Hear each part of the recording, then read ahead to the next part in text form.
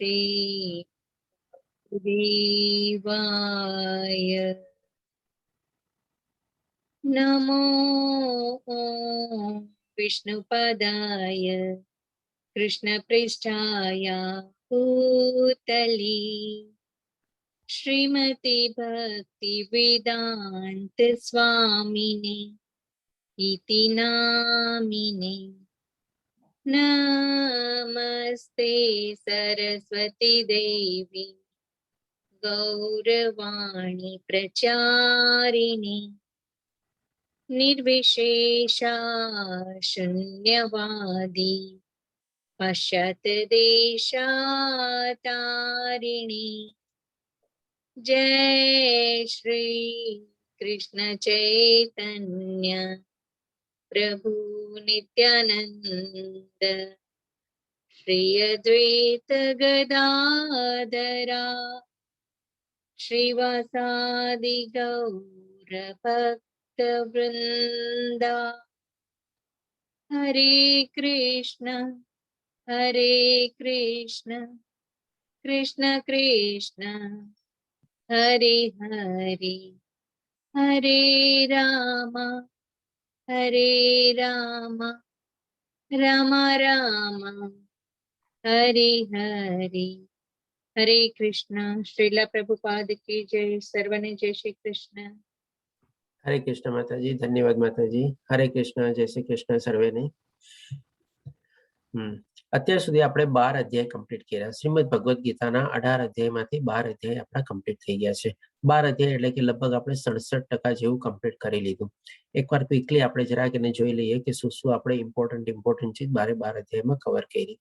પ્રથમ અધ્યાયમાં અર્જુનના 4 પ્રશ્ન હતા। પહેલો પ્રશ્ન હતો કરુણાને લીધે કે ભાઈ આ બધાને હું કેવી રીતે મારું। પછી એનો પ્રશ્ન હતો કે ભાઈ આ બધાને મારીને બી મને શું સુખ મળશે। ત્રીજો પ્રશ્ન હતો કે ભાઈ હું કોઈ પાપ કરવા તો નથી જઈ રહ્યો, ગુરુ અત્યારે બધું કરીશ તો। ચોથો પ્રશ્ન હતો કે ભાઈ કૌટુંબિક પરંપરાઓ તૂટી જશે તો આપણે વર્ણસંગ પ્રજાની ઉત્પન્ન થશે। આ રીતે અર્જુનના 4 પ્રશ્નો દ્વારા પોતે કન્ફ્યુઝ હોય છે અને એને ડાઉટ હોય છે કે મારે યુદ્ધ કરવું કે ન કરવું। પછી બીજા અધ્યાયમાં આપણે જોયું કે ભગવાન શ્રી કૃષ્ણના 4 પ્રશ્નોનો જવાબ આપે છે। એમાં મુખ્યત્વે આપણને જાણવા મળ્યું 11 શ્લોકથી 30મા શ્લોકની અંદરમાં આત્મજ્ઞાન મેળવવા મળ્યું કે ભાઈ આપણે શરીર નથી પણ આપણે આત્મા છીએ। અને બીજું ભગવાન શ્રી કૃષ્ણને અગત્યનું જ્ઞાન આપે છે કે ભાઈ તારે તારો સ્વધર્મ નિભાવવો જોઈએ, જે આપણે 38મા શ્લોકથી લઈને 53મા શ્લોક સુધી આપણે જાણ્યું।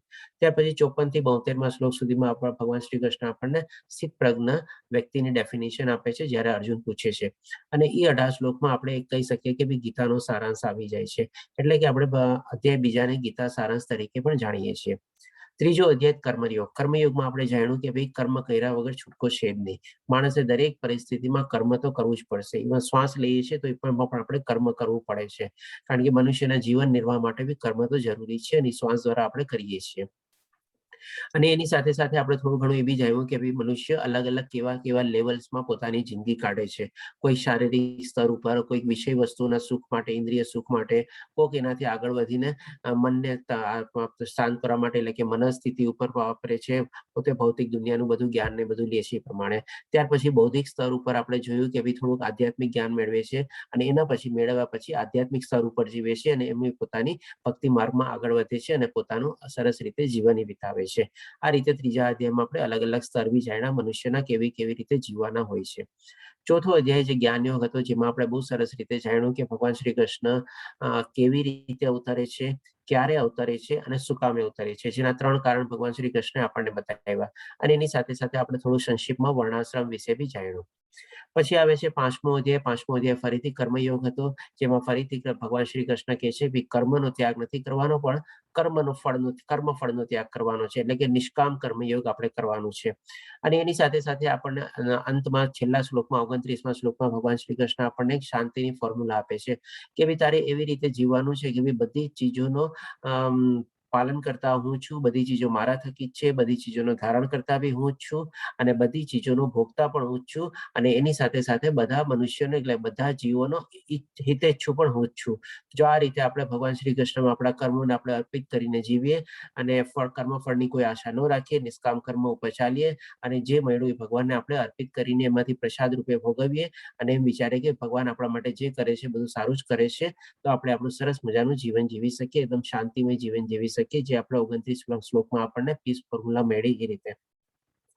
ત્યાર પછી આવે છે છઠ્ઠો અધ્યાય. છઠ્ઠા અધ્યાયમાં આપણે અષ્ટાંગ યોગ વિશે જાણ્યું, અને એમાં પણ એક મહત્વનું જ્ઞાન આપણે જાણ્યું કે ભાઈ જો આપણે મનને કંટ્રોલમાં કરી લઈએ, મનને આપણા વશમાં કરી લઈએ, મન ઉપર આપણે પ્રભુત્વ મેળવી લઈએ, મનને આપણા માલિક બની જઈએ, નહીં કે મન આપણું માલિક બનીને બેસે, તો આપણે સરસ મજાનું આપણી આધ્યાત્મિક જર્ની ને બધામાં આપણને ઘણું સારું મળે છે, અને મન જ આપણું સૌથી મોટો મિત્ર બને છે. નહીતર તો મન આપણો આ સિવાય, એના સિવાય બીજો કોઈ આપણો મોટો દુશ્મન આ દુનિયામાં છે જ નહીં. એ રીતે આપણે છઠ્ઠા અધ્યાયમાં જાણ્યું. સાતમો અધ્યાયમાં આપણે ફરીથી જ્ઞાન વિજ્ઞાન યોગ હતો, કે જેમાં ભગવાન શ્રી કૃષ્ણ આપણને કહે છે કે આ ભૌતિક દુનિયા મારી બાહ્યિક શક્તિ દ્વારા બનેલી છે. એમાં ભગવાન શ્રી કૃષ્ણ બે રીતે આપણને પહેલા અને બીજા શ્લોકમાં સમજાવે છે કે હવે કેવી રીતે આ ભૌતિક દુનિયાનું મેં સર્જન કરેલું છે, અને સાથે સાથે આપણને એ બી મળે છે કે ભાઈ કયા ટાઈપના 4 ભક્તો જે ભગવાનની ભક્તિ કરે છે, અને કયા ટાઈપના 4 ભક્તો જે ભગવાનની ભક્તિ નથી કરતા, એ પણ આપણે સાતમા અધ્યાયમાં જાણ્યું. આઠમો અધ્યાય બહુ સરસ હતો, અક્ષર બ્રહ્મ યોગ, જેમાં આપણે જાણ્યું કે ભાઈ મરતી વેળા એટલીસ્ટ આખી જિંદગી ગમે તે રીતે ગઈ હોય, પણ જો છેલ્લી મોમેન્ટમાં બી આપણને એટલું સરસ જ્ઞાન પ્રાપ્ત થઈ જાય, અને એ રીતે આપણે ખાલી ભગવાનમાં જો મન લગાડીએ, આપણું નિરંતર રૂપે ભગવાનનું નામ લઈએ, સરસ રીતે શ્રદ્ધાથી લઈએ, તો આપણો આગલો જન્મ બી આપણો સુધરી શકે છે, અથવા તો આપણે ભગવતને બી પ્રાપ્ત કરી શકીએ છીએ. અને એમાં આપણે એક બે સરસ મજાની સ્ટોરી બી લીધી હતી અજામિલની ને એની. આ રીતે આપણે આઠમો અધ્યાય જોયો. પછી નવમો અધ્યાય જે કહેવાય છે રાજગુહ્ય યોગ, જેમાં આપણને બહુ સરસ 22મા શ્લોકમાં ભગવાન શ્રી કૃષ્ણ સમજાવે છે કે મારા ભક્તોનું હું કેવી રીતે રક્ષણ કરું છું, એની પાસે જે કાંઈ પણ છે એનું, અને સાથે સાથે એને જે કાંઈ પણ જોવે છે એની જરૂરિયાત બી હું કેવી સરસ રીતે પૂરી પાડું છું. તો હવે આ ચીજ આપણને એમાં જાણવા મળી નવમા અધ્યાયમાં. એની સાથે સાથે આપણને નવમા અધ્યાયમાં એ બી જાણવા મળે છે કે ભાઈ જે માણસ પાપીમાં પાપી હોય, અથવા બહુ ક્રૂર કર્મમાં બી પ્રવૃત્ત થયેલો હોય, તો પણ એ જો એની જિંદગીમાં યુ ટર્ન લે, અને યુ ટર્ન લઈને ભગવાનની ભક્તિમાં થાય, તો એ પણ ભગવત પ્રાપ્તિ માટે એલિજિબલ છે, અને એને મેળવી બી શકે છે. ત્યાર પછી 10મા અધ્યાયમાં આપણે જોયું કે જે વિભૂતિ યોગા હતો, એમાં ભગવાન શ્રી કૃષ્ણને આપણે આ ભૌતિક દુનિયામાં કઈ કઈ જગ્યાએ કેવી રીતે અનુભવી શકીએ છીએ, જોઈ શકીએ છીએ, અથવા જાણી શકીએ છીએ, એ આપણને જ્ઞાન મળ્યું સરસ રીતે આપણને 10મા અધ્યાયમાં. પછી આવે છે 11મો અધ્યાય. 11મો અધ્યાય આપણે લીધો કે જેમાં આપણને જાણવા મળ્યું કે આ ભગવાન બધા દેવી દેવતાઓનો પણ સ્ત્રોત છે, અને બધા જીવોનો પણ સ્ત્રોત છે. અને સાથે સાથે આપણને એ બી જાણવા મળ્યું કે ભાઈ આપણે ખાલી ભગવાનને એના દૈહિક રૂપમાં, એટલે કે દ્વિધ્વાજી રૂપમાં આપણે ભગવાનને પૂજવા જોઈએ, નહીં કે આપણે નિરાકાર રૂપમાં પૂજવા જોઈએ. અને ત્યાર પછી આવે છે 12મો અધ્યાય. 12મો અધ્યાય જે ભક્તિ યોગ હતો, જેમાં આપણે સરસ રીતે જાણ્યું કે ભાઈ કેવી રીતે નિરાકાર રૂપમાં જે ભક્ત ભજે છે, અને એની વિરુદ્ધમાં જે ભક્ત ભગવાનના દૈહિક રૂપમાં, એટલે કે સાકાર રૂપે ભજે છે, અને કેવી રીતે આગળ પ્રગતિ કરી શકે છે, અને નિરાકાર રૂપે ભજવામાં એને શું શું પ્રોબ્લેમ આવે છે, કેમાં એ પાછો પડી શકે છે. આ 12મા અધ્યાયમાં આપણે જાણ્યું, અને એમાં સૌથી વધારે આપણને ભગવાન શ્રી કૃષ્ણે આપણને એક્શન પ્લાન આપ્યો, રોડ મેપ આપ્યો, કે ભાઈ તારે કેવી રીતે મારી ભક્તિ કરવી જોઈએ, કયા ભાવ સાથે ભક્તિ કરવી જોઈએ. તો તારે અલગ અલગ 6 ટાઈપના લેવલ્સ આપણને ભગવાન શ્રી કૃષ્ણ એમાં સમજાવ્યા. તો હવે આપણે બધી ચીજ 12 અધ્યાય, આપણે પહેલો 6 અધ્યાયને કહી શકીએ ભાઈ કર્મયોગ, જ્ઞાન યોગ, અષ્ટાંગ યોગ બધું આપણને એમાં મળી જાય છે. અને વચ્ચેના જે 6 અધ્યાય છે, એ આપણે કહી શકીએ કે જેમ સેન્ડવિચ હોય ને, સેન્ડવિચમાં જે ક્રીમી પાર્ટ હોય, એ ક્રીમી પાર્ટ છે. કારણ કે 7 અધ્યાયથી લઈને 12મા અધ્યાય આપણે ટોટલી કહી શકીએ કે ભાઈ ભક્તિ યોગને અનુકૂળ છે, અને ભક્તિ યોગ આપણને આખો સરસ રીતે ભગવાન સમજાવે છે. હવે જે આપણે આ છેલ્લા આપણા પાર્ટમાં જઈએ છીએ, એટલે 1/3 પાર્ટમાં, એટલે કે 13 થી લઈને 18મા અધ્યાય સુધી, એ આપણે કહી શકીએ કે એક જાતનું ભગવાન શ્રી કૃષ્ણ આપણને બધું જ્ઞાન આપી દીધું છે. હવે જેમ આપણે સાયન્સ લીધું હોય, સાયન્સ લીધા પછી આપણે ઇન ક્લાસમાં આપણને થિયોરિટિકલ ક્લાસ ને બધું થઈ જાય, પછી જેમ આપણને લેબોરેટરી ક્લાસમાં જવું પડે ને, જેમ ફિઝિક્સના બી લેબોરેટરી ક્લાસ હોય, કેમિસ્ટ્રીની લેબ અલગ હોય, બાયોલોજીની લેબ અલગ હોય. આજે તો જેમ કે ટેકનોલોજીના જે બધા ક્લાસીસ હોય છે, એ લોકોની પણ લેબ હોય છે.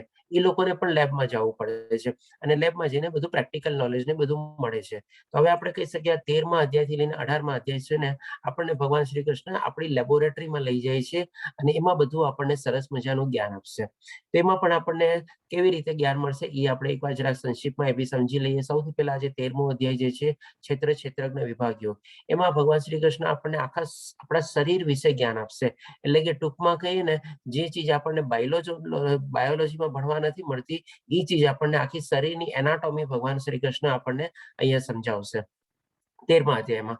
14મો અધ્યાય છે કે ભાઈ ગુણત્રય વિભાગ યોગ, એટલે કે આ ભૌતિક દુનિયા જેમાં 3 ગુણો અને 3 માયા ઓલરેડી છે, સતોગુણ, રજોગુણ અને તમોગુણ, એનાથી આપણે સંસર્ગમાં આવ્યા પછી કેવી રીતે બંધાઈ જઈએ છીએ અને એના પ્રભાવ હેઠળ, એના નિયંત્રણ હેઠળ આપણે કેવી રીતે આપણા બધા અલગ અલગ પ્રવૃત્તિમાં આપણે પ્રવૃત્ત થઈએ છીએ. અને સાથે સાથે એમાંથી એને ઓળંગવાનો ઉપાય બી ભગવાન શ્રી કૃષ્ણ બતાવશે આપણને, કે જે એને ઓળંગી જાય છે એ મને પ્રાપ્ત કરે છે. દેટ મીન્સ આપણને આ ભૌતિક દુનિયામાંથી આવી ગયા છીએ, હવે આમાંથી નીકળવાનું એટલે કે એક્ઝિટ ગેટ તરફ બી આપણને ભગવાન શ્રી કૃષ્ણ આપણને દોરવણી કરશે અને આપણને માર્ગ દેખાડશે કે ભાઈ આ રીતે તું તારો રસ્તો આ ગેટ થી તું નીકળી શકસ.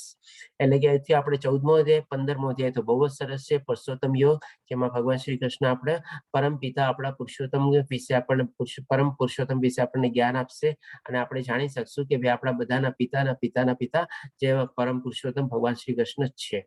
અને પછી 16મા અધ્યાય છે દૈવાસુર વિભાગ યોગ, જેમાં ભગવાન શ્રી કૃષ્ણ આપણને કહેશે કે 2 ટાઈપના માણસો આ દુનિયામાં રહે છે, એક દૈવી પ્રકૃતિ વાળા અને એક અસુરી પ્રકૃતિ વાળા. જેમાં ભગવાન શ્રી કૃષ્ણ દૈવી ગુણો લગભગ 26 ગુણો વર્ણવશે અને અસુરી ગુણો બી છે એ પણ આપણને વર્ણવશે અને બહુ સરસ રીતે વર્ણવશે, કારણ કે આપણે આજે કલયુગમાં જીવીએ છીએ, આપણે બધા કંઈક ને કંઈક અસુરી પ્રવૃત્તિથી થોડા ઘણા પ્રભાવિત થયા છે. તો એ અસુરી પ્રવૃત્તિમાંથી આપણે કેવી રીતે બહાર નીકળવું અને કેવી રીતે એને બી આપણે ઓળંગવી અને કેવી રીતે આપણા દૈવી ગુણોને આપણા અંદરમાં સંપન્ન કરવા, એ ભગવાન શ્રી કૃષ્ણ આપણને 16મા અધ્યાયમાં સમજાવશે. ત્યાર પછી આવે છે 17મો અધ્યાય શ્રદ્ધાત્રય વિભાગ યોગ. શ્રદ્ધાત્રય વિભાગ યોગ આપણે કહી શકીએ કે બહુ જ સરસ છે, કારણ કે આજની તારીખમાં બધાને છે ને બહુ પ્રોબ્લેમ હોય છે કે ભગવાનમાં શ્રદ્ધા કેવી રીતે કેળવવી. ભગવાન છે માની લીધું, ચાલો હવે માયના પછી બી ભગવાનની શ્રદ્ધા કેળવવા માટે મારે શું શું કરવું જોઈએ કે જેથી કરીને હું ભક્તિ માર્ગની બધાનો રસ્તો અપનાવું એમાં આગળ વધું. તો ભગવાન શ્રી કૃષ્ણ બહુ સરસ રીતે આપણને શ્રદ્ધાત્રય વિભાગ યોગમાં સમજાવશે. સ્ટાર્ટિંગ ફ્રોમ આપણી ફૂડિંગ હેબિટથી લઈને આપણી થોટ પ્રોસેસ કેવી હોય છે, એ બધી ચીજમાં 3 ભાગ કરીને આપણને સમજાવશે કે ભાઈ આવી રીતે તું તારી શ્રદ્ધા કેળવી શકસ મારા પ્રત્યે. તો એ આપણે 17મા અધ્યાયમાં જાણશું. અને 18મો અધ્યાય જે આપણે સૌથી લાંબો અધ્યાય છે, જેમાં લગભગ 78 શ્લોકા છે, એમાં આપણે જાણશું કે ભગવાન શ્રી કૃષ્ણ આખી 17 અધ્યાયની થોડું ઘણું કરીને સમરાઈઝ બી કરે છે. અને અંતિમમાં આપણને મોક્ષનો આપણે કે જેનું નામ છે આપણે 18મા અધ્યાયનું કર્મ સંન્યાસ યોગ, કે ભાઈ કેવી રીતે આપણે મોક્ષ પામવો અથવા મુક્તિ પામવી આ દુનિયામાંથી, એ ભગવાન શ્રી કૃષ્ણ આપણને થોડું ઘણું બધું સમરાઈઝ કરીને એકવાર જેમ કે ને આપણે પાથીએ તેલ રેડે એવી રીતે ભગવાન શ્રી કૃષ્ણ આપણને બધી ચીજ પાછી આપણને રિપીટ કરીને સમજાવશે અને એ રીતે આપણે મોક્ષ અથવા મુક્તિ માર્ગ તરફ આપણે આગળ કરીને આપણે પ્રણય કરી શકીએ છીએ. તો આ રીતે હવે આપણે છેલ્લા જે 6 અધ્યાય છે એ પણ બહુ અગત્યના અધ્યાય છે, કારણ કે ટોટલી પ્રેક્ટિકલ નોલેજ ઓરિએન્ટેડ છે. તો હું આપ સૌને વિનંતી કરીશ કે પ્લીઝ મારી સાથે જોડાયેલા રહેજો અને આ મિસ કરવા જેવા જરાય છે નહીં. ઘણા લોકો આ ચાલતી ગાડીએથી ઉતરી ગયા છે. આપણે સ્ટાર્ટિંગ જયારે જોઈન કર્યું ત્યારે લગભગ 50ની આસપાસ રહેતા હતા, આજે લગભગ 20-25ની આસપાસ રહી છે. મારે જેમ કે હું ડેઈલી જોઉં છું કેટલો સ્ટેટિસ્ટિકલ રિપોર્ટ આવે છે, તો લગભગ 20-25-30ની આસપાસ જણા હોય છે. પણ એનીવે ચાલો, જેવી બધાની સંજોગ અને સગવડ હશે. અને એમાં થોડો ઘણો ટેકનોલોજીનો બી આપણે બેનિફિટ બી કહી શકીએ અથવા ડિસએડવાન્ટેજ બી કહી શકીએ, કારણ કે આ બધું રેકોર્ડિંગ થાય છે અને બધાની લિંક જાય છે ગ્રુપમાં. તો મેં જોયું છે જે વિડીયોઝ જે છે એ આ ક્લાસ એટેન્ડ કરતા વિડીયોઝ જોવાની સંખ્યા વધારે થઈ ગઈ છે.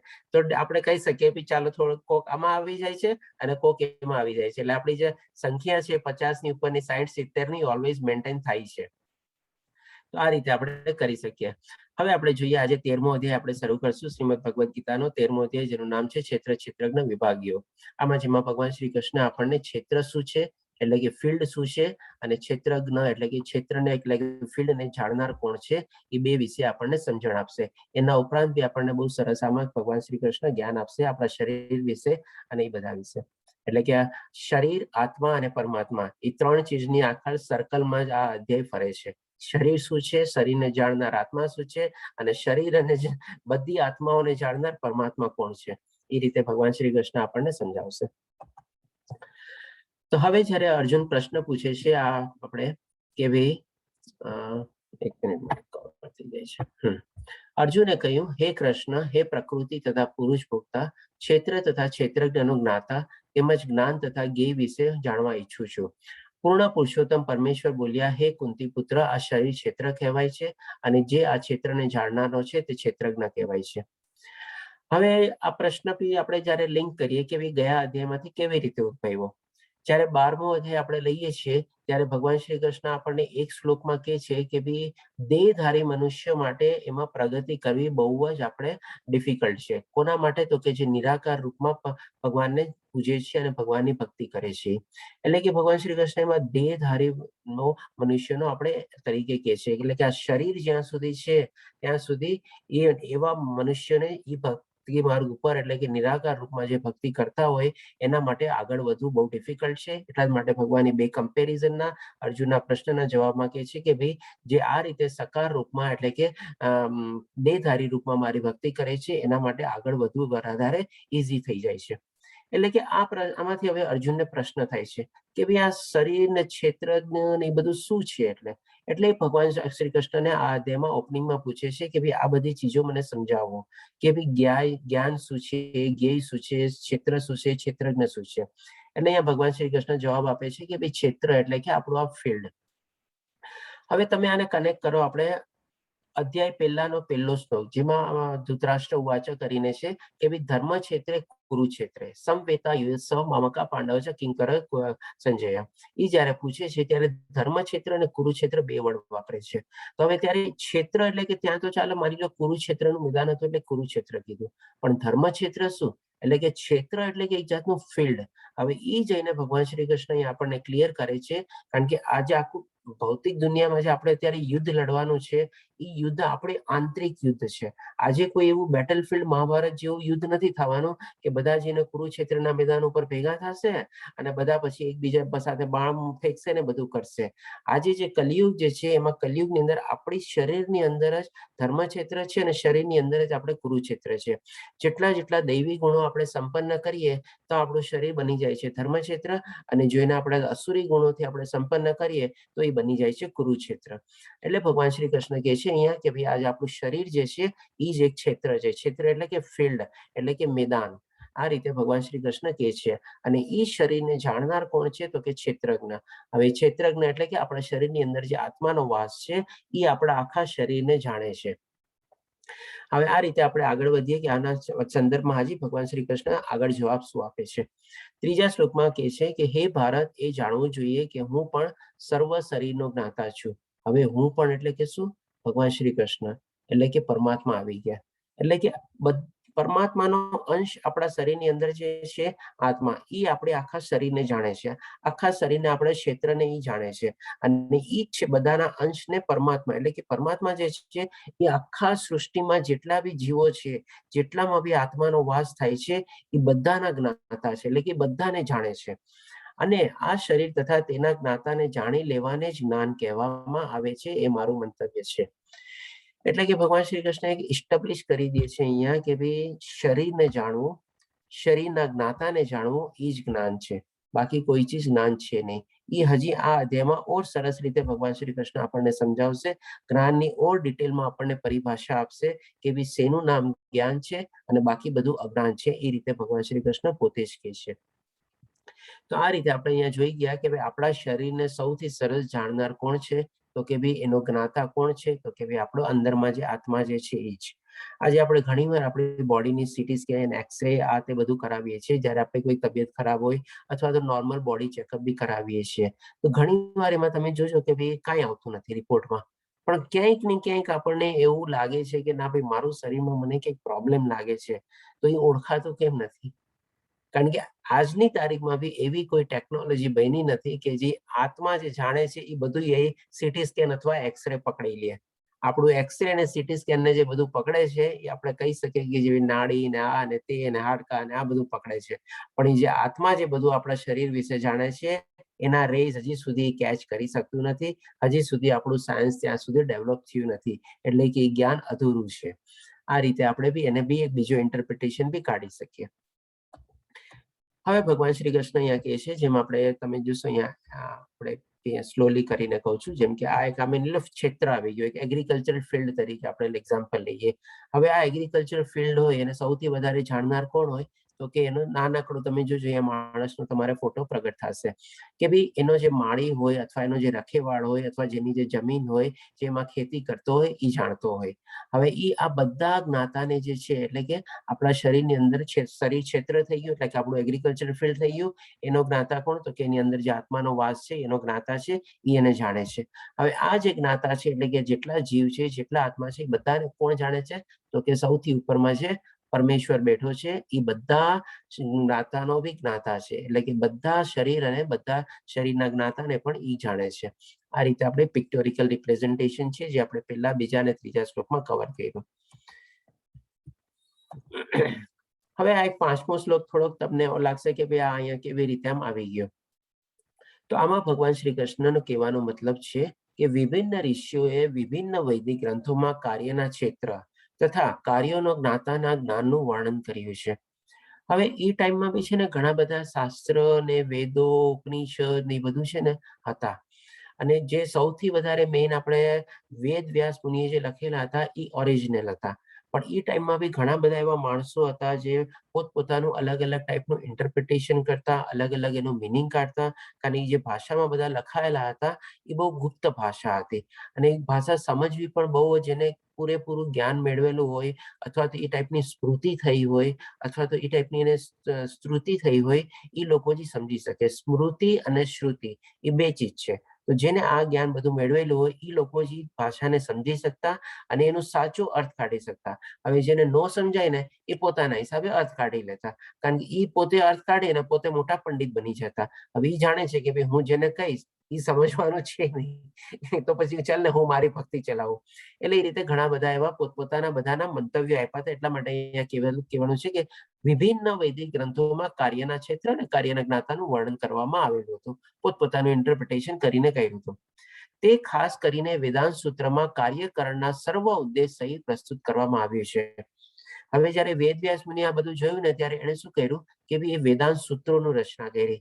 વેદાંત સૂત્રો એટલે કે આપણા જે વેદો, 4 વેદો અને ઉપનિષદ, 14 ઉપનિષદ છે, 4 વેદ છે, એ બધાની એક સમરી બનાવી. સમરી બનાવીને એક વેદાંત સૂત્રનું આપણે સંકલન કર્યું અને એ લગભગ 555 વેદાંત સૂત્રોમાં આખું જ્ઞાન કર્યું. અને એમાં જે ખોટા ઇન્ટરપ્રિટેશન, ખોટા મિનિંગ ને બધા હતા એને પણ એને ખંડિત કર્યા. અને એ બધી ચીજ એને વેદાંત સૂત્રમાં લખી અને સાથે સાથે લોજિક બી આપી, આર્ગ્યુમેન્ટ બી આપી કે ભાઈ આ જે ઇન્ટરપ્રિટેશન અથવા આ જે મિનિંગ છે શું કામે ખોટો છે. પછી થઈ ગયા બધા વેદાંત સૂત્ર. એટલે કે આ રીતે ભગવાન શ્રી કૃષ્ણ આ શ્લોકમાં સમજાવે છે કે વેદાંત સૂત્રો જે છે એ સાચા છે.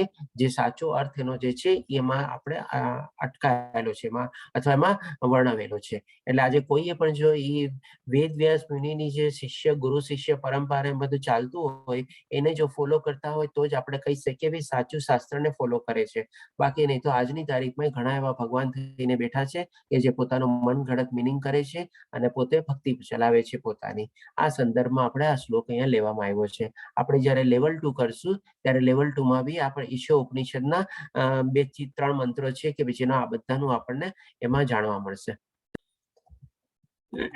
હવે આ બધી ચીજને આપણે એક શોર્ટમાં સમજી લઈએ. આપણે પણ આ લગભગ આપણે મેં કીધું ને કે આ આપણે 3જા અધ્યાયમાં કવર કરી હતી કર્મયોગમાં કે અલગ અલગ કયા સ્તર ઉપર મનુષ્ય જીવે છે. તેમ છતાં બી આપણે એકવાર ફરીથી સમરાઇઝ કરી લઈએ કે ભાઈ અન્નમય એટલે કે ભાઈ ખાવા પીવાનું મળી ગયું એટલે પોતે ખુશ. પ્રાણમય એટલે કે પોતે પોતાનું રોટી કપડા મકાન રહેવા માટે ઘર મળી ગયું અને બધાને પ્રોટેક્ટ કરવા માટે કપડા મળી ગયા, ગરમી ઠંડીના કપડા ને બધી મળી ગયા એટલે ભાઈ ચાલો પોતાના પ્રાણ બચી ગયા, ખાવા પીવાનું મળી ગયું એટલે બસ પોતે ખુશ. બીજું કઈ લાઈફમાં જોતું નથી. પછી થોડોક નથી આગળ જે હોય છે એ ભૌતિક દુનિયાનું જ્ઞાન મેળવે છે, અલગ અલગ ડિગ્રી ને બધું મેળવે છે. ડિગ્રી કરીને પોતાની આજીવિકાને બધું કરે છે અને પોતે ઇન્દ્રિય સુખમાં જ પડેલું હોય છે. એનાથી આગળ બી વિચારતો નથી.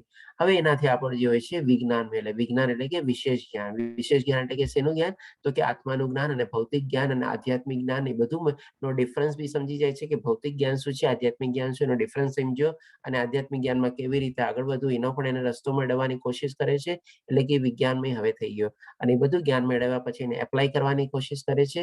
એટલે કે આનંદમય, જે આપણી આત્માને આનંદ જોવે છે, શરીરને સુખ જોવે છે, મનને શાંતિ જોવે છે, આત્માને આનંદ જોવે છે.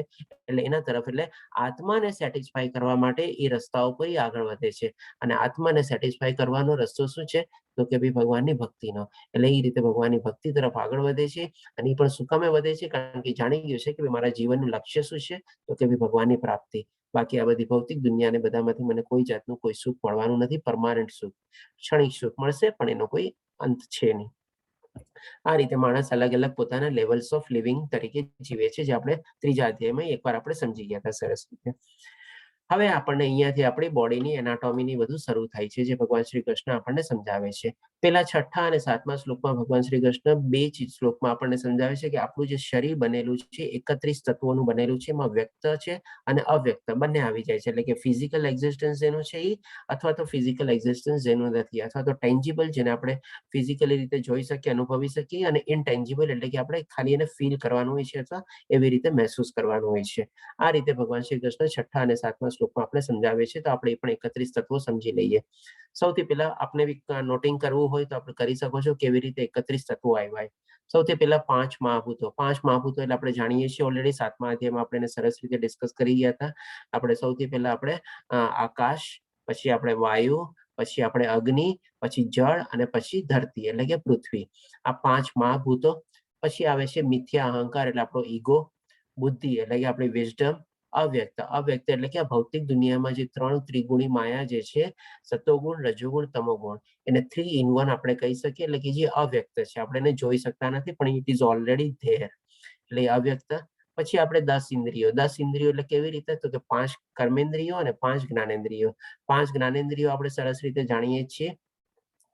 આંખ, પછી નાક, પછી જીભ, કાન અને ત્વચા. આ 5 થઈ આપણી જ્ઞાનેન્દ્રિયો. અને 5 કર્મેન્દ્રિયો એટલે કે સૌથી પહેલા આપણે જીભ, એટલે જેનાથી આપણે બોલીએ છીએ, એ આપણે હાથથી કામ કરીએ છીએ, પગથી ચાલી કરીએ છીએ, અને 2 જેનિટલ્સ, એક આગળ અને એક પાછળ. એ થઈ આપણી કર્મેન્દ્રિયો, જેનાથી આપણે બધા અલગ અલગ કર્મ ને બધું કરીએ છીએ. તથા મન. આપણે 6થા અધ્યાયમાં સરસ રીતે જાણી ગયા, મનને આપણે કંટ્રોલમાં કરવાનું છે, એટલે મન છે ડેફિનેટલી.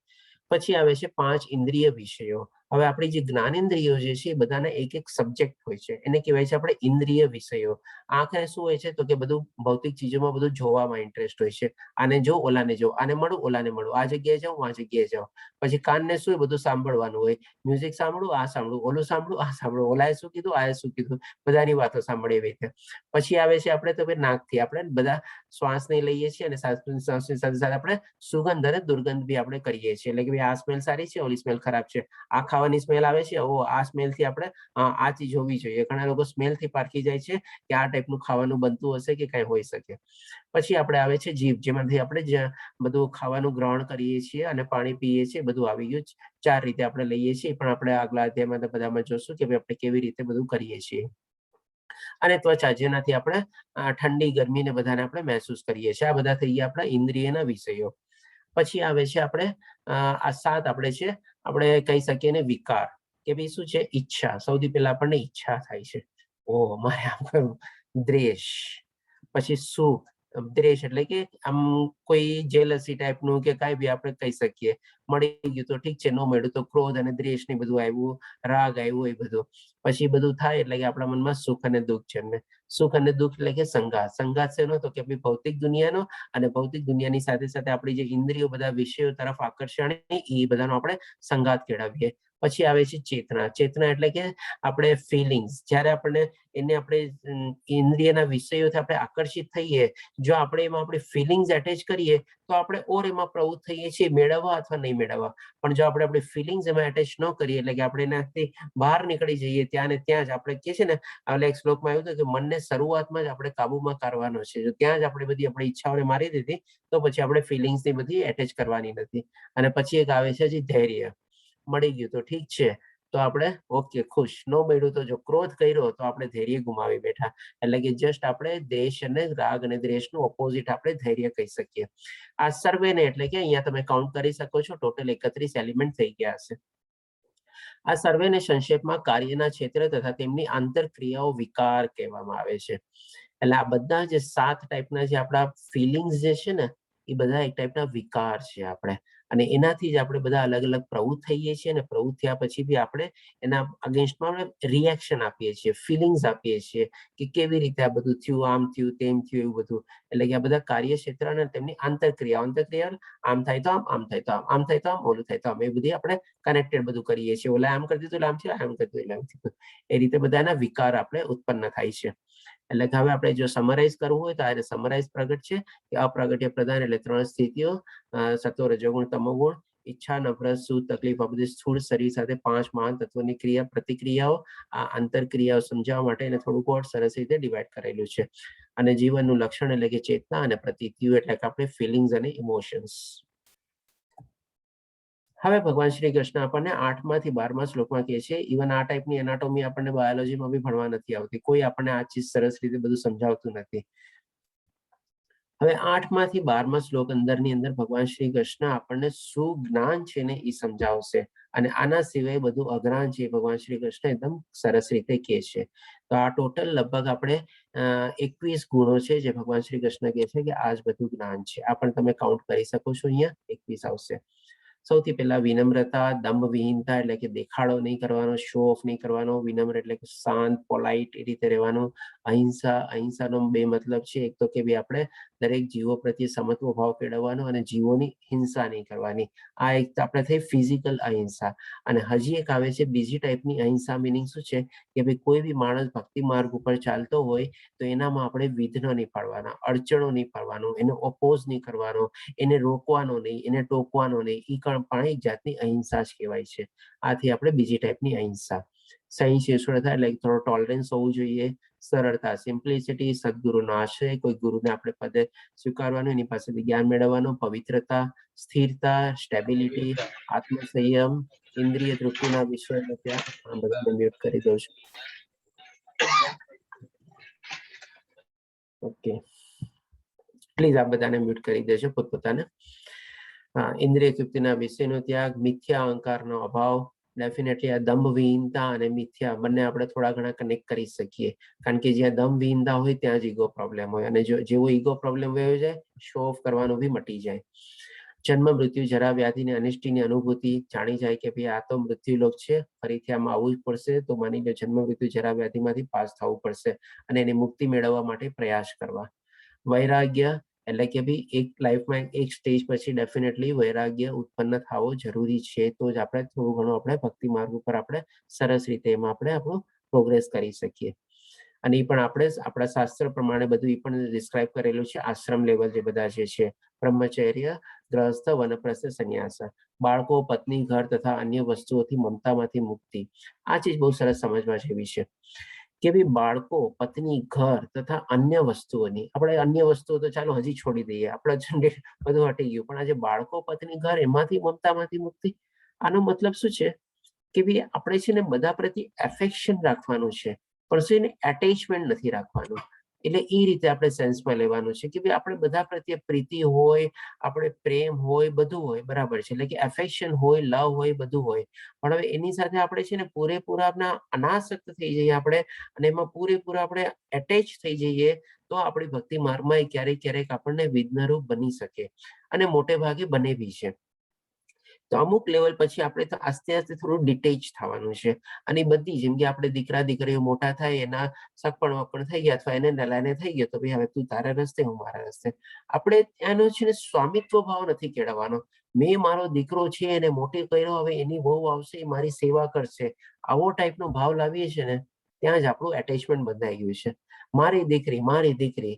નોર્મલી મા દીકરીને બધાને થોડું વધારે એફેક્શન ને એટેચમેન્ટ હોય, પણ એ ભાઈ દીકરીના સાસરે ગઈ, ઓકે, એનું ઘર સંભાળશે, હવે એને થોડું આપણે અડગું રહેવાનું, એનાથી એટેચમેન્ટ થઈ જવાનું. આ રીતે આપણે એને કહી શકીએ કે ભાઈ બાળકો, પત્ની, ઘર, અને ડેફિનેટલી આપણે લાઈફ પાર્ટનર ની બધા પ્રત્યે બી આપણે જો બંને એક સાથે સહયોગી થઈને જો એકબીજા સાથે એક જ બધાનો ગોલ અને ઓબ્જેક્ટિવ હોય ને, તો બંને એકબીજાને પૂરક થઈ શકે, એટલે કે બંને એકબીજાને કમ્પ્લિમેન્ટરી રીતે થઈ શકે. પણ જો એમાં પણ હજી કોકની ઈચ્છા વધારે હોય, કોકની ઈચ્છા ઓછી હોય, અને થોડું ક્લેશ અને બધું થતું હોય ને, તો એમાં પણ થોડું ઘણું આપણે ડિટેચમેન્ટ આસ્તે આસ્તે કેળવવું જોઈએ.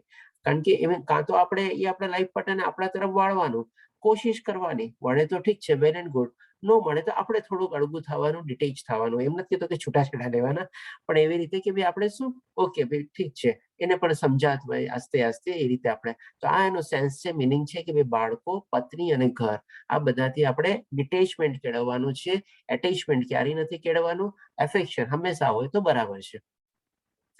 અનુકૂળ તથા પ્રતિકૂળ ઘટનામાં પ્રત્યે સંભાવ, ડેફિનેટલી આ બધી આપણે જે ભક્તિ ઓલામાં બી જોઈ ગયા છે કે ભાઈ સુખ દુઃખ, ઠંડી ગરમી, પ્રતિકૂળ અનુકૂળ બધા આપણે જોઈ ગયા છે. એટલે વિરોધાભાસી બધા સિચ્યુએશનો.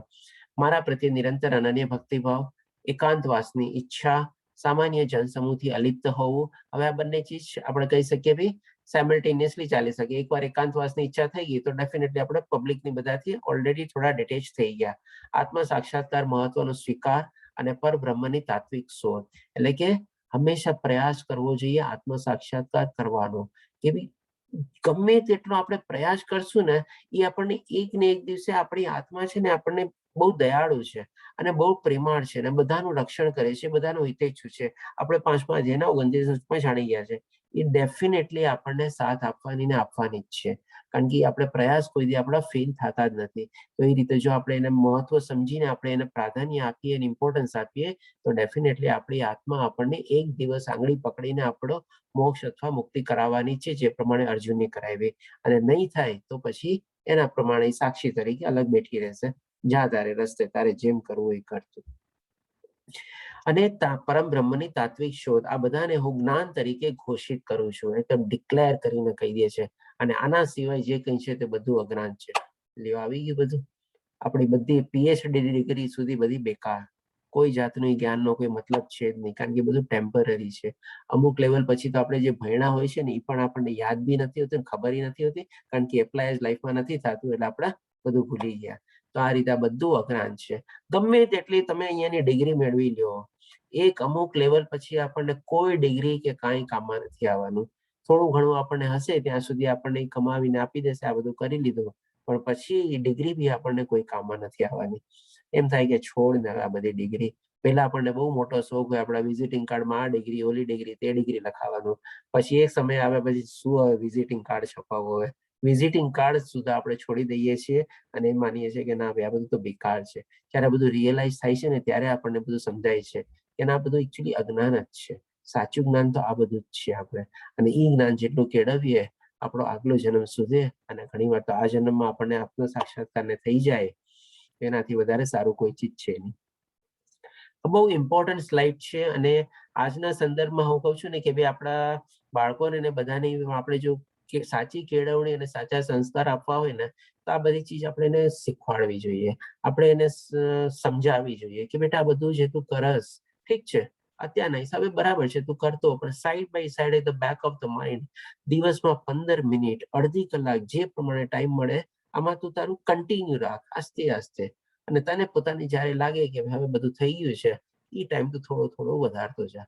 તો એ રીતે આપણે લાઈફમાં સરસ રીતે આપણે બેલેન્સ લાઈફ જીવી શકીએ છીએ. હવે આ બધી ચીજ જે 21 જે છે એને સરસ રીતે અહીંયા ડિસ્ક્રાઇબ બી કરેલું છે. થોડું ઘણું આપની સમક્ષ આ બધી સ્લાઇડ ની આવી જશે તો એને બી આપ ફોલો કરી શકો છો. મોરઓલેસ મેં થોડી ઘણી એક્સપ્લેન કરી દીધી છે. તેમ છતાં બી જો કાંઈ વધારે ડિટેલમાં એક્સપ્લેનેશન કોઈને જોતું હોય તો આપણે ડેફિનેટલી લાસ્ટમાં પ્રશ્ન તરીકે બી લઈ લેશું અને આપણને સ્ટડી બી કરી શકો છો. આ અધ્યાય થોડોક લાંબો છે. આપણે શ્લોક ભલે 35 શ્લોક જ છે, પણ ઘણા બધા શ્લોક કવર કરવાના છે ને એક એક શ્લોક આપણે થોડો ડીપમાં સમજવાની જરૂર છે. કારણ કે આમાં શું છે, ટોટલી આપણને પ્રેક્ટિકલ નોલેજ ને બધું મળે છે. તો આને જો સમજી જાશું ને આપણને તો ઘણી બધી ચીજો આપણી જે અત્યાર સુધીમાં જે થિયોરેટિકલી સમજ્યા ને એ આપણી બધી ઓર ક્લિયર થશે બધી અહીંયા આવીને.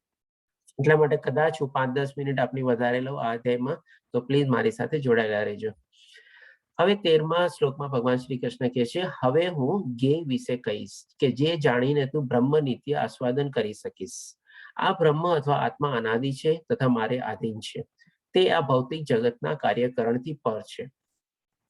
હવે જેનો પ્રશ્ન હશે ને કે ભાઈ આપણે કર્મ ને બધું જે કોણ કરે છે, આત્મા કરે છે કે શરીર કરે છે કે કોણ, તો એ બધાના પ્રશ્નોના જવાબ મેં કીધું હતું કે પહેલા બીજા અધ્યાયથી શરૂ થશે તો 18મા અધ્યાય સુધી ચાલશે.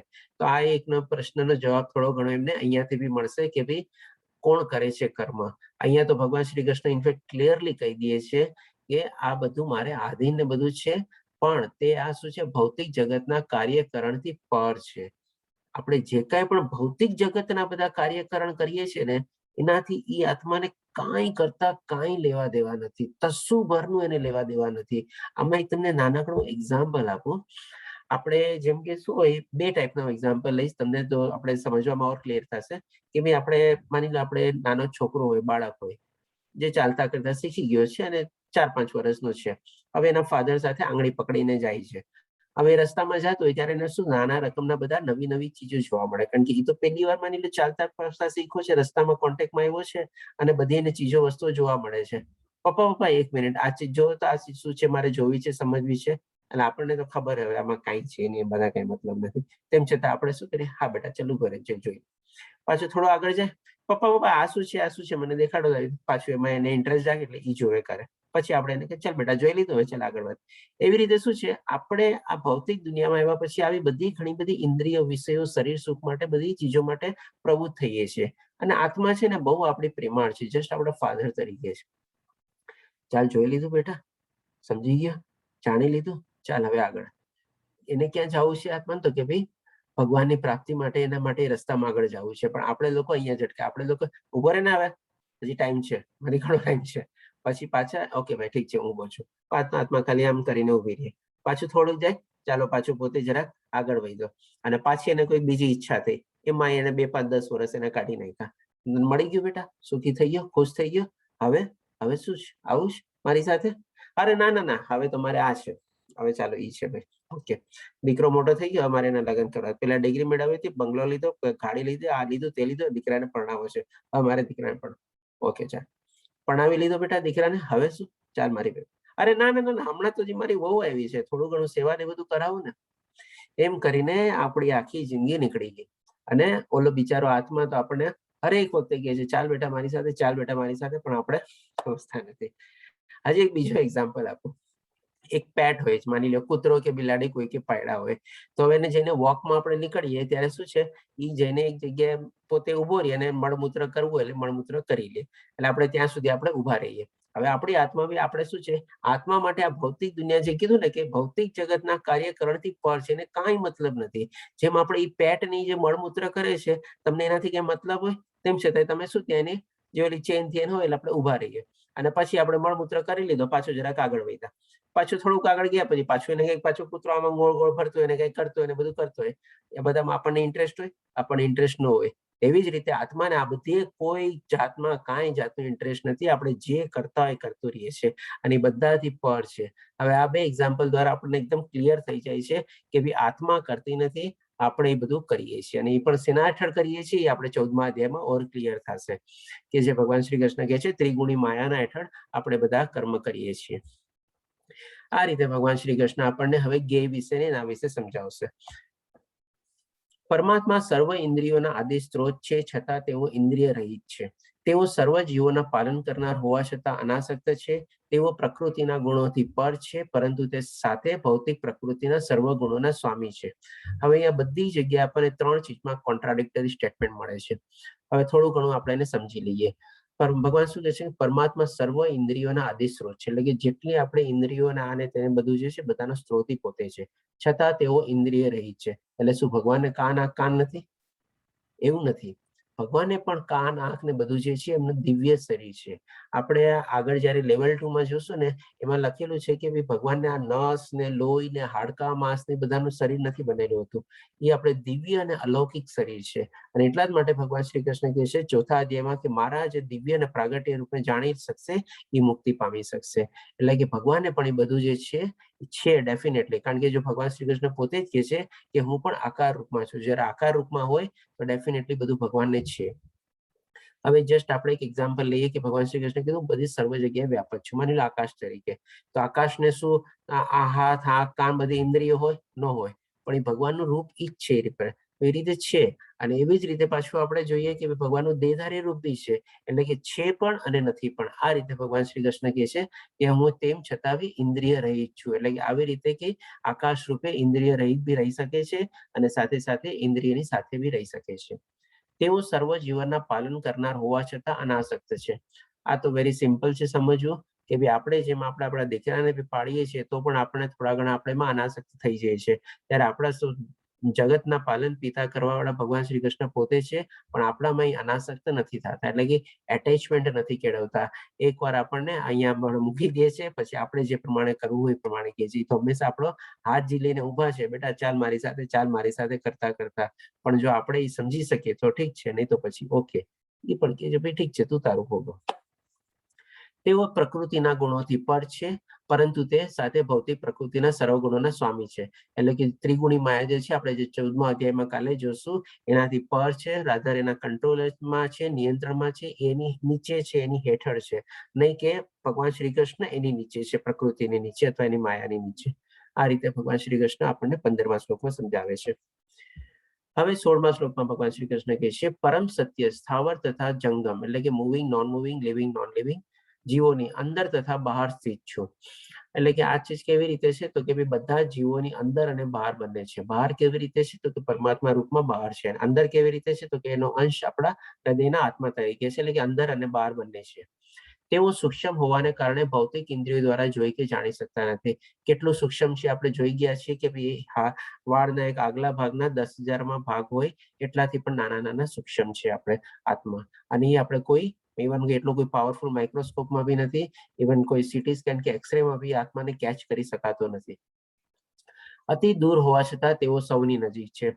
હવે કેટલા દૂર છે એ આપણે જ્યારે એડવાન્સ લેવલ 2 કરશું ત્યારે એમાં જાણવા મળશે કે જે લાઇટની સ્પીડ છે 1,86,000 માઇલ્સ પર સેકન્ડ. હવે એક માણસ જો એના મનથી લગભગ હજારો વર્ષો એ લાઇટની સ્પીડે ચાલે ત્યારે જ એને વૈકુંઠ લોક અથવા કૃષ્ણ લોક સુધી પહોંચી શકે. અને પણ હજી પહોંચે કે એની ખાતરી નથી. એટલે કે એટલા દૂર છે, છતાં પણ સૌની નજીક છે. કેવી રીતે, તો કે ભાઈ આપણી આત્મા ને આપણા હૃદયની અંદર જ છે આપણે આત્મા. આનાથી વધારે નજીક આપણી સાથે કોણ હોય? કોઈ નથી રહેતું, અને હંમેશા આપણી સાથે રહીએ છીએ. આ રીતે ભગવાન શ્રી કૃષ્ણ આ બધી ચીજને આપણને સમજાવે છે. પછી 18મા શ્લોકમાં કહે છે, તેઓ સર્વ પ્રકાશમાં વસ્તુઓનો સ્ત્રોત, પ્રકાશનો સ્ત્રોત છે. તેઓ ભૌતિક અંધકારથી પરે છે અને અગોચર છે. તેઓ જ્ઞાન છે, જ્ઞાનના વિષય છે અને જ્ઞાનના લક્ષ્ય છે. તેઓ સૌના હૃદયમાં સ્થિત છે. એટલે કે ભગવાન શ્રી કૃષ્ણ પોતે જ જ્ઞાન છે. એને જ્ઞાનના વિષય બી છે કે આપણે ભગવાન શ્રી કૃષ્ણ વિશે જાણીએ, એનું જ્ઞાન મેળવીએ. એટલે કે આપણા જ્ઞાનનો જે વિષય છે એ ઈ જ છે, અને જ્ઞાનનું લક્ષ્ય બી ઈ જ છે કે ભાઈ જ્ઞાન મેળવીને બી જ્ઞાનનું વિષય બી આપણે પ્રાપ્ત કરીને બી આપણે શું જ્ઞાન મેળવ્યું, તો કે ભાઈ આપણે પાછું એના તરફ જ જવાનું છે. એટલે કે આપણું લક્ષ્ય બી ઈ જ છે. એટલે કે જ્ઞાનનું લક્ષ્ય બી એ રીતે ભગવાન શ્રી કૃષ્ણ આપણને સમજાવે છે. અને ડેફિનેટલી તેઓ સૌના હૃદયમાં સ્થિત છે. અને જે કાંઈ પણ આપણે બધી ચીજો છે, આપણે ઉજ્જવલી તથા પ્રકાશિત ચીજ છે, એ બધો ભગવાન શ્રી કૃષ્ણનો સ્ત્રોત છે. અને બધી ચીજ એમનામાંથી જ ઉદ્ભવેલી છે. એ રીતે ભગવાન શ્રી કૃષ્ણ કહે છે. હવે 19મા શ્લોકમાં ભગવાન શ્રી કૃષ્ણ કહે છે, આ પ્રમાણે મેં કાર્યક્ષેત્ર, શરીર, જ્ઞાન તથા જ્ઞેયનું સંક્ષિપ્ત વર્ણન કર્યું છે. અને કેવળ મારા ભક્તો જ પૂર્ણપણે સમજી શકે છે અને એ રીતે મારા ભાવ સ્વરૂપ પામે છે. એટલે કે ભગવાન શ્રી કૃષ્ણ બધી ચીજ સમજાવી લીધી, છ ચીજ સમજાવી લીધી. હવે આની પછી સ્લાઇડમાં આપણે એક સમરી રીતે જોઈ લઈએ, જે ભગવાન શ્રી કૃષ્ણ આપણને સમજાવ્યું એ રીતે. સૌથી પહેલા પ્રકૃતિ, એટલે કે આ ભૌતિક પ્રકૃતિ, નેચર, એન્વાયરમેન્ટ જે બધી બનેલી છે 5 તત્વો દ્વારા ને એ રીતે 5 મહાભૂત દ્વારા આપણે. પછી પુરુષ, એટલે કે માની લો આપણે જે પ્રકૃતિનો આનંદ માણનાર, બધા જે અલગ અલગ ટાઈપના શરીરો છે, એમાં મનુષ્ય બી આવી ગયા, અલગ અલગ પ્રાણીના બી શરીર આવી ગયા. એટલે કે ભગવાન શ્રી કૃષ્ણ એના માટે એક સિંગલ વર્ડ વાપરે છે, પુરુષ. પુરુષમાં આપણે સ્ત્રી જાતિ બી બધા આવી ગયા. એ રીતે કે જે બોડી, એટલે કે એ ટાઈપનું જે શરીર જે છે બધા પ્રકૃતિને જે માણે છે એ રીતે. પછી ક્ષેત્ર, એટલે કે આપણું જે શરીર જે છે એ જ ક્ષેત્ર છે. એટલે કે એ જ આપણું બેટલફિલ્ડ છે, એ જ આપણી ધર્મક્ષેત્ર, કુરુક્ષેત્ર આપણે એને બનાવવાનું છે, એ આપણા ઉપર છે. અને ક્ષેત્રજ્ઞ, એટલે આખા શરીરને જાણનાર કોણ છે, તો કે એની અંદર જે આત્માનો વાસ છે, જે પરમાત્માનો અંશ છે, એ શરીરને જાણે છે. અને બધા ક્ષેત્રને કોણ જાણે છે, તો કે પરમાત્મા ઉપર બેઠા છે, બધા ક્ષેત્રને જાણે છે. એટલે કે એ સૌથી મોટો સુપ્રીમ ક્ષેત્રજ્ઞ છે. અને આપણે બધા જે આત્મા આપણી અંદર જે છે, આપણે એના ડિવિઝન તરીકે આપણે ક્ષેત્રજ્ઞ છીએ. પછી જ્ઞાનમ, એટલે કે જ્ઞાન, એટલે કે ક્ષેત્ર અને ક્ષેત્રજ્ઞની સમજ જે સરસ રીતે જાણી જાય એ જ જ્ઞાન છે.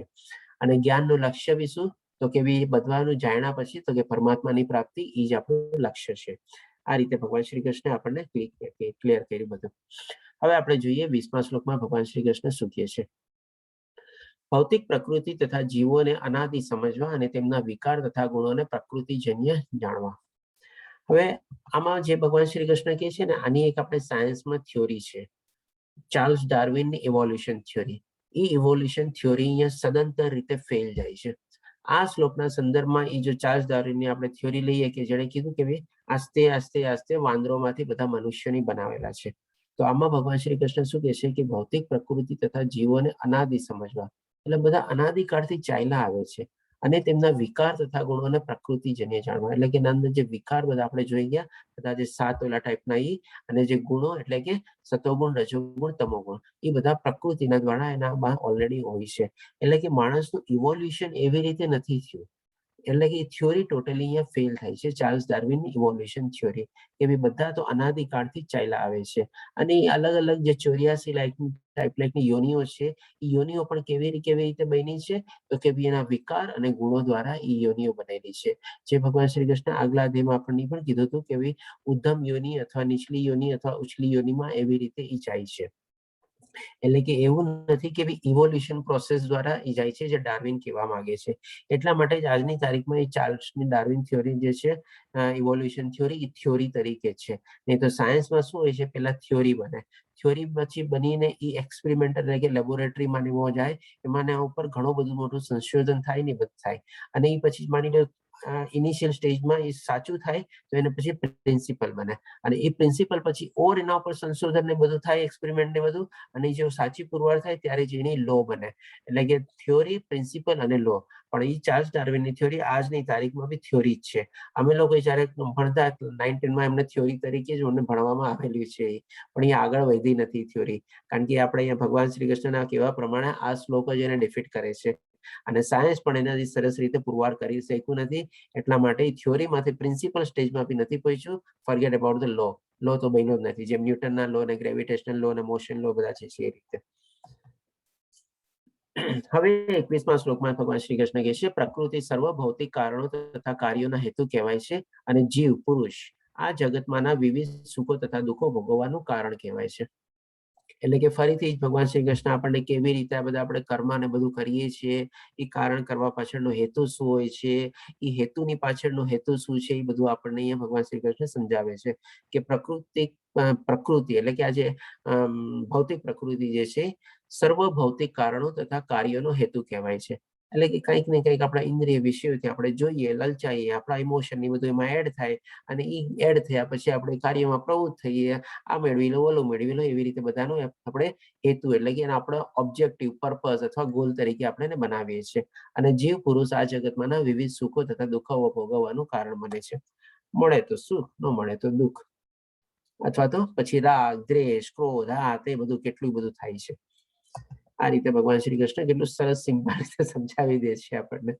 હવે 22મા શ્લોકમાં કહે છે, આ પ્રમાણે એટલે કે જે બધી આપણે જે ચીજ સમજ્યા એ પ્રમાણે જીવ પ્રકૃતિ 3 ગુણોને ભોગવતો પ્રકૃતિમાં જીવન જીવે છે, પોતાની આખી જિંદગી એવી રીતે જ કાઢી નાખે છે.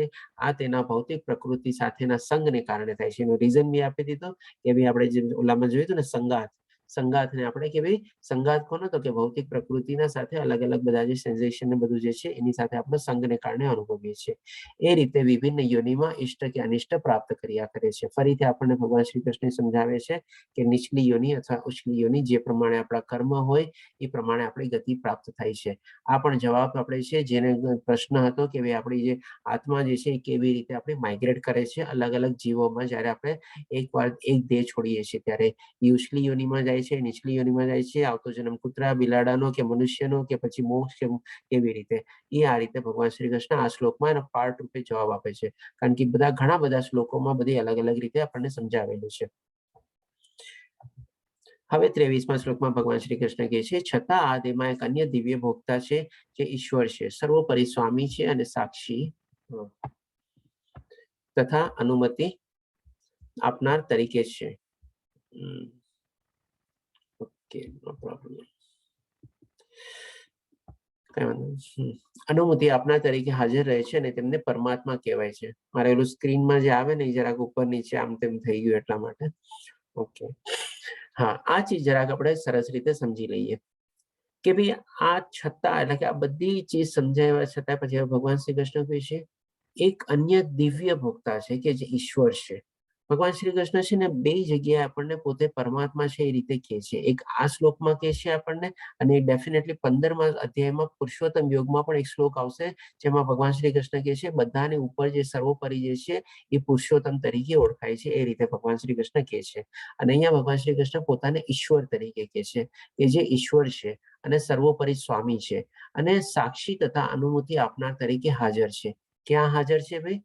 તો કે આપણા હૃદયની અંદર આત્મા તરીકે, એટલે કે એનો જે અંશ છે આપણા હૃદયમાં જે છે એ સૌ પ્રથમ સાક્ષી અને અનુમતિ તરીકે હાજર રહે છે અને તેમને પરમાત્મા કહેવાય છે.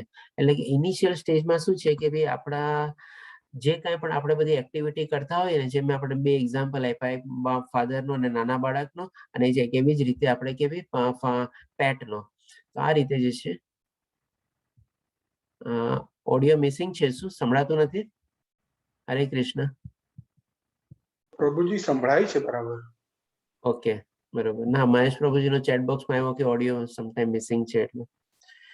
ઓકે, તો આ રીતે આપણે જોઈએ કે ભાઈ, સોરી પાછું ના, ઓકે ઓકે ઓકે મહેશ પ્રભુજી, બાકી બધાનો ક્લિયર છે? તો કદાચ તમારું કંઈક ઓડિયો સેટિંગમાં એમ હશે તો પ્લીઝ જરાક જોઈ લ્યો, થઈ જશે ક્લિયર.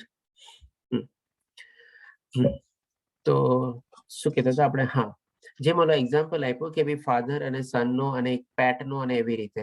તો આપણે જે કાંઈ પણ આપણા કાર્યમાં ને બધામાં ઇન્વોલ્વ હોઈએ છીએ અને આપણે જે પ્રમાણે આપણું જીવન વિતાવતા હોઈએ છીએ, ભગવાન એ ખાલી સાક્ષી તરીકે જોતો હોય છે.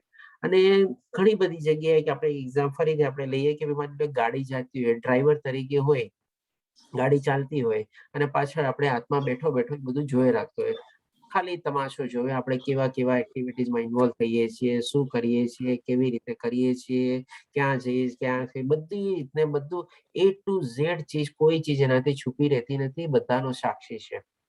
હવે જ્યારે એને શું છે, આ બધી ચીજમાં કોઈ ઇન્ટરેસ્ટ છે નહીં, આપણે જે શ્લોકમાં સમજી ગયા એ પ્રમાણે. હવે એને ક્યારે ઇન્ટરેસ્ટ જાગે છે? અહીંયા ભગવાન શ્રી કૃષ્ણ શું કહે છે? સાક્ષી તથા અનુમતિ. બીજું વર્ડ એ સાથે વાપરે છે, અનુમતિ. હવે અનુમતિ ક્યારે આપે છે આપણને? જ્યારે આપણે જોઈએ છીએ કે ભાઈ આપણે શરીર સુખ અથવા ઇન્દ્રિય સુખમાંથી આપણી થોડી ઘણી આપણી પ્રવૃત્તિ ઓછી કરી, આપણે થોડુંક આપણે બૌદ્ધિક સ્તર ઉપર ગયા, બૌદ્ધિક સ્તર ઉપર આપણે થોડું ઘણું જ્ઞાન મેળવ્યું અને થોડું ઘણું ઓર જ્ઞાન મેળવ્યું આપણે વિજ્ઞાન ઉપર ગયા, એટલે કે આપણે બૌદ્ધિક સ્તર પર વિશેષ જ્ઞાન મેળવ્યું, આધ્યાત્મિક જ્ઞાન મેળવ્યું, ત્યારે જઈને આપણી આત્મા છે ને થોડીક જાગૃત થાય છે. હા, હવે આવ્યો મારી પાસે, હવે આવ્યો મારી પાસે, હવે આવ્યો મારી પાસે. જેમ આપણે છોકરાને હોય ને કે ભાઈ આ બધી, હવે પછી ઘણી વાર થોડું ઘણું જાય પછી પોતે જ કે પપ્પા જલ્દી ચલો, જલ્દી ચલો, હવે મને કઈ ઇન્ટરેસ્ટ નથી, ચાલો તમે મને ક્યાં લઈ જવા માંગો છો? ત્યારે ઓલો ફાધર આપણી, હા જો હવે આવ્યો લાઈનમાં, હવે બધી જગ્યાએ અટકતું નથી. એટલે આવી રીતે જયારે સ્ટેજમાં આપણે સ્લોલી ગ્રેજ્યુઅલી આધ્યાત્મિક જ્ઞાન ને બધું મેળવીએ છીએ, આધ્યાત્મિક રસ્તા ઉપર શરૂઆત કરીએ છીએ, ત્યાર પછી આપણને અનુમતિના લેવલ ઉપર પહોંચે છે આપણી આત્મા. ત્યાર પછી શું છે? આપણને અનુમતિ એટલે કે પરમિટર, આપણને પરમિશન ગ્રાન્ટ કરે બધી ચીજની, જેમાં જેમાં આપણે આગળ વધવા માંગતા હોઈએ, અથવા તો આપણે ઘણીવાર રોકે બી, ના ભાઈ આ તારા માટે ઠીક નથી, આ તારે. ત્યારે આપણી અંદર આપણી અંતસ્ફૂર્ણા થાય અને આપણો આત્મા ત્યારે જાગી ગયો હોય છે. અને બાકી તો બધામાં એને કઈ ઇન્ટરેસ્ટ છે જ નહીં, જે કરવું એ કર ને ભાઈ, તારે મને કઈ છે જ નહીં, એવી રીતે ચાલતું હોય છે. પણ જો આ રીતે આપણે કરીએ તો ત્યારે આપણને અનુમતિ આપે છે. અને હજી એના એડવાન્સ 2 લેવલ બી છે. અનુમતિ પછી આપણે એક નિયંત્રણ બની જાય છે, આપણને ડાયરેક્શન આપે છે. કે જેમ પિક્ચરનો ડાયરેક્ટર હોય ને, આમ કર, એમ કર, ઓલું કર, એમ તેમ, પેલા આપણને પરમિશન આપે છે. આપણે એને જઈને શરણાગતિ લઈને પરમિશન માંગીએ એટલે પરમિશન આપે, અને પછી તો પોતે આપણો ડાયરેક્ટર બની જાય છે. અને ડાયરેક્ટર પછી બી આપણો એડવાન્સ સ્ટેજમાં આપણો કંટ્રોલર બની જાય છે. જે પ્રમાણે ભગવાન શ્રી કૃષ્ણ અર્જુનની આંગળી પકડીને એને દોરાવ્યો અને યુદ્ધ માટે પ્રેરિત કર્યો, યુદ્ધ જીતાડ્યો બી અને બધું કર્યું. તો આવી રીતે જયારે આપણે આત્માના આપણા રસ્તા ઉપર ચાલીએ છીએ, ભક્તિભાવ ઉપર ચાલીએ છીએ, ત્યારે ભગવાન શ્રી કૃષ્ણ કહે છે કે હું શાંતિમાંથી અનુમતિ, અનુમતિમાંથી નિયંત્રણ, નિયંત્રણમાંથી કંટ્રોલર તરીકે બને છે. હવે આપણે જોઈએ 24મા શ્લોકમાં. બધાને મ્યુટ કરી દઉં છું પાછું. એ મનુષ્ય પ્રકૃતિ, જીવ તથા પ્રકૃતિના ગુણોના આંતરક્રિયા સંબંધિત આ તત્વજ્ઞાનને સમજી લે છે. એટલે કે આ બધી આપણને ચીજ આપણને સમજાવી ભગવાન શ્રી કૃષ્ણ પ્રકૃતિ, જીવ, પછી આપણે ક્ષેત્ર, ક્ષેત્રજ્ઞ, પ્રકૃતિના 3 ગુણો, એની આંતરક્રિયા સંબંધિત બધી સુખ, દુઃખ, રાગ, દ્વેષ, આ તે બધી વિકારો, એટલે કે આ બધી ચીજ આપણે ટોટલમાં સમજાવી અને પછી કે છે આ તત્વજ્ઞાન, એટલે કે આને તત્વજ્ઞાન ભગવાન શ્રી કૃષ્ણ શું કામ કે છે? કારણ કે બધું આપણે આત્માને રિલેટેડ છે, એટલા માટે એને તત્વજ્ઞાન કહે છે. અને ભગવાન શ્રી કૃષ્ણે પોતે જ કીધું કે આ જ જ્ઞાન છે, આના સિવાય બધું અજ્ઞાન છે. એક શ્લોકમાં આપણે જાણી ગયા એ રીતે. એની રીતે સમજાવ્યા પછી તે નિશ્ચિત મુકામે પામે છે. નિશ્ચિત મુકામ શું છે? તો કે ભાઈ ભગવાનની પ્રાપ્તિ, આપણે એ જ આપણું અલ્ટિમેટલી ગોલ છે, લક્ષ્ય છે. તેથી વર્તમાન સ્થિતિ ભલે ગમે તેવી હોય તો એ અહીં પુનર્જન્મ થશે નહીં. ગમે તે લેવલથી, ગમે ત્યારે આપણે સ્ટાર્ટ કર્યું છે. મેં પરીક્ષિત મહારાજજીનો ફોટો છે, એના લાઈફમાં ખાલી 7 દિવસ બચ્યા છે ને ખબર પડી જાય છે તો ત્યારથી બી શરૂ કરે છે અને શુકદેવ ગોસ્વામી પાસે જાય છે, એમની પાસેથી સંપૂર્ણ જ્ઞાન મેળવે છે અને પોતાનો સાક્ષાત્કાર કરે છે. આપણને પણ ગમે ત્યારથી આપણે સમજ્યા હોઈએ અથવા શરૂઆત કરીએ અને આપણે આગળ વધતા રહીએ તો ગમે તેવી આપણી સ્થિતિ ભલે હોય તો એ આપણે પુનર્જન્મ પામતા નથી, મુક્તિ થાય છે, આપણને મોક્ષ મળે છે. આ રીતે ભગવાન શ્રી કૃષ્ણ આપણને આ શ્લોકમાં સમજાવે છે.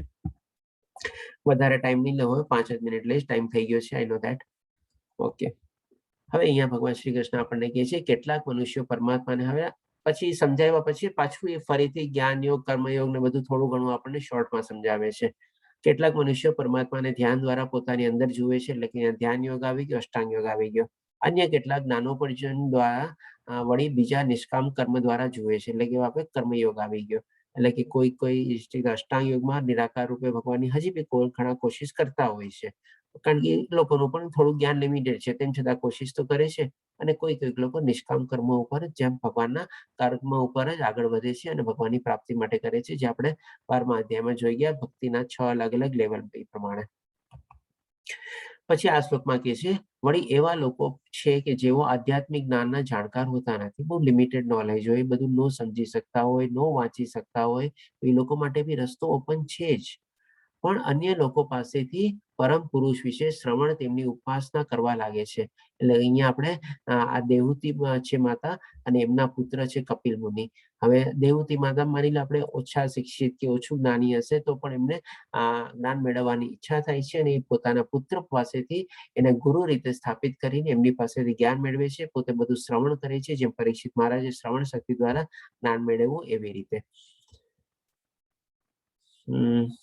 ઓકે, શ્રવણની ઉપાસના કરવા લાગે છે. આ લોકો પણ અધિકારી પુરુષો પાસેથી શ્રવણ કરવાની વૃત્તિ ધરાવવા હોવાના કારણે જન્મ તથા મૃત્યુના માર્ગને પાર કરી શકે છે, એટલે કે ફરીથી આ ચુરુકમાં પાછા આવતા નથી અને મુક્તિ પામે છે.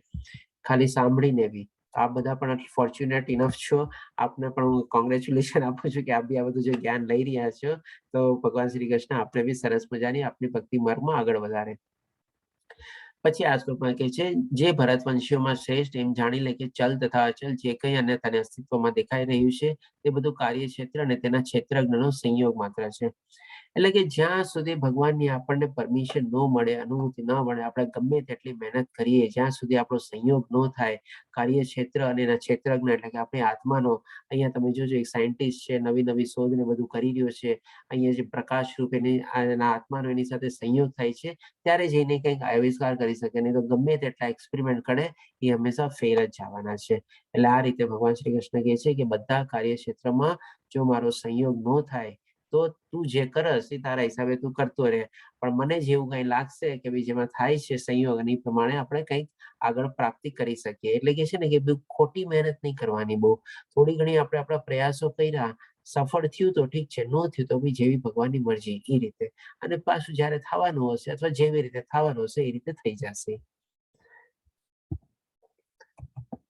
પછી 28મા શ્લોકમાં કહે છે ભગવાન શ્રી કૃષ્ણ જે મનુષ્ય પરમાત્માને સર્વ શરીરોમાં આત્માની સાથે જ રહેલા જાણે છે અને જે એમ સમજે છે કે આ નશ્વર શરીરમાં રહેલ ન તો આત્મા કે ન તો પરમાત્મા ક્યારેય નષ્ટ થાય છે, તે જ વાસ્તવમાં સત્યને જુએ છે.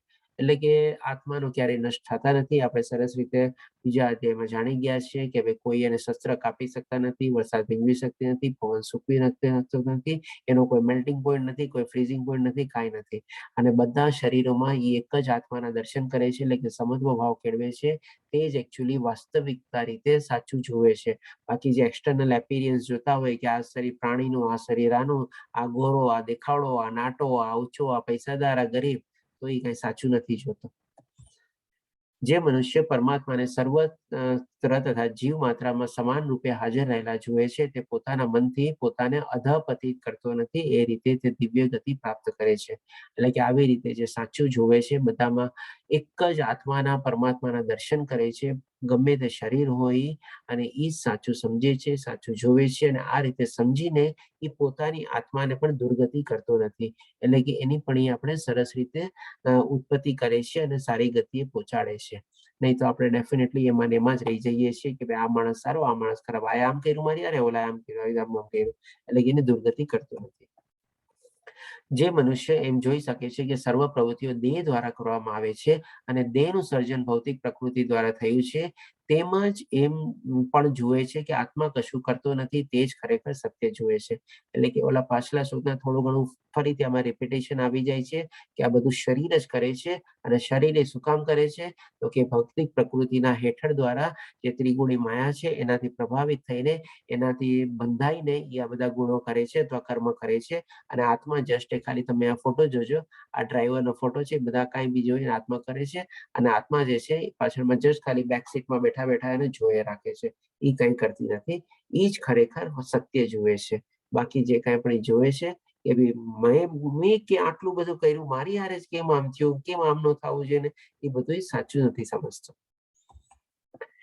હવે 33મા શ્લોકમાં જે લાસ્ટ શ્લોક છે આપણે જોઈએ. આકાશ જો કે સર્વવ્યાપી છે, છતાં પોતાની સૂક્ષ્મ પ્રકૃતિના કારણે કે તે કોઈ પણ વસ્તુથી લિપ્ત થતું નથી, એવી જ રીતે બ્રહ્મ દ્રષ્ટિમાં સ્થિત આત્મા શરીરમાં અવસ્થિત હોવા છતાં શરીરથી લિપ્ત થતો નથી. હવે આપણે શરીરમાં આટલી બધી ચીજો છે, આટલા બધા વિકારો છે ને બધું છે, તેમ છતાં પણ આત્મા એનાથી લિપ્ત થતો નથી. આટલા બધા આપણે કર્મો કરીએ છીએ, નાનપણથી આપણે જન્મ્યા હોય ત્યારથી આત્મા આપણી સાથે રહીએ છીએ, અને જે બધા અલગ અલગ નાના નાના કર્મોમાં આપણે પ્રવૃત્ત થઈએ છીએ, તો પણ એ આત્મા ક્યારેય લિપ્ત થતો નથી. અહીંયા જેમ આપણે એક્ઝામ્પલ લઈએ, જેમ ઓલા નોન સ્ટિક કુકવેર આવે ને, આપણે એમાં ગમે તેટલું ગરમ કરીએ, આ કરીએ, તે કરીએ, ગમે તેટલા એમાં ખાવા પીવાનું નાખીએ, તો પણ વાસણ એમાં કઈ જગ્યાએ કોઈ ચોટતું નથી, અને નોનસ્ટિક હોય છે, એટલા માટે કહે છે નોનસ્ટિક કુકવેર તરીકે. એવી જ રીતે પણ આત્મા એ બધા આપણા જે કાંઈ પણ કર્મ કરીએ એનાથી કાંઈ લિપ્ત થતો નથી, અને પોતે ઇન્ડિપેન્ડન્ટ રહે છે. એને ગમતું આપણે કરીએ તો એ પણ આનંદિત થાય છે, અને આપણને હેલ્પ કરે છે. ન કરીએ આપણે, જે તારે કરવું હોય કર, એ રીતે. આપણે છેલ્લો શ્લોક છે. હે ભારત, જેવી રીતે એકલો સૂર્ય બ્રહ્માંડને પ્રકાશિત કરે છે, તેવી રીતે શરીરમાં રહેલો એક આત્મા સમગ્ર શરીરને ચેતનાથી પ્રકાશિત કરે છે. એટલે કે આટલું નાનું જે સૂક્ષ્મ આત્મા છે, એ પણ એટલો બધો પ્રકાશિત છે કે આપણા આખા શરીરને એ પ્રકાશિત કરે છે. એટલે કે જ્ઞાન પ્રદાન કરીશવાની એનામાં કેપેસિટી છે, બધું ચીજ છે.